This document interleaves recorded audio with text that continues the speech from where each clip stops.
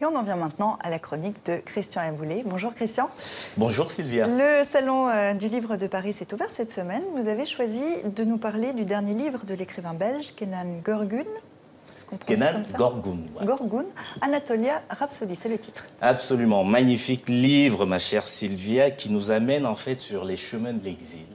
L'exil des parents de Kenan Gorgun d'abord, qui ont quitté l'Anatolie et ses montagnes, les zones rurales d'Anatolie, pour rejoindre la Belgique à Gand.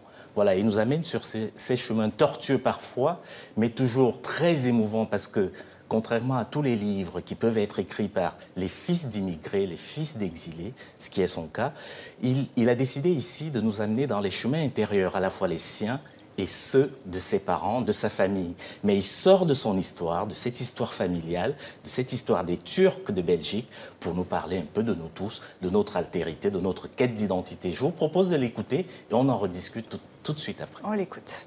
J'ai essayé, c'est l'ambition du livre, de dépasser mon cas, de dépasser juste l'histoire de ma famille pour parler de toutes les familles, dans un premier temps toutes les familles turques, et en fin de compte parler de l'exil.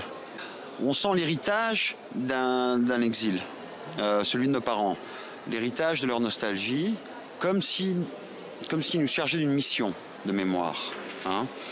Mais cette mission de mémoire prend tellement de place qu'on est tiraillé entre ce devoir de mémoire et puis cet attachement qu'on a à notre famille. Alors on voudrait évidemment que notre famille reste dans les souvenirs.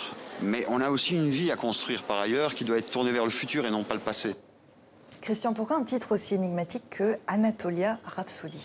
Probablement parce que l'auteur, qui est turc, et donc qui connaît bien cette région méditerranéenne, revient un peu à l'étymologie de rhapsodie. Vous savez, les rhapsodes, c'était des hommes qui allaient de ville en ville dans la Grèce antique et qui récitaient des poèmes. Et son livre, justement, c'est un peu comme un chant, un récit de ces voyages des Turcs, mais pas seulement des Turcs, y compris des exilés aujourd'hui, ce sont les Afghans, les Africains, les Pakistanais, etc., etc., les Syriens dont nous parlions tout à l'heure dans l'émission. Et ce qui est intéressant dans ce livre, c'est que Kenan Gorgun nous permet de comprendre un petit peu comment est-ce que sa génération, qui est héritière de celle de ses pères, de celle de ses parents, arrive à se débrouiller avec un héritage qui est parfois très lourd.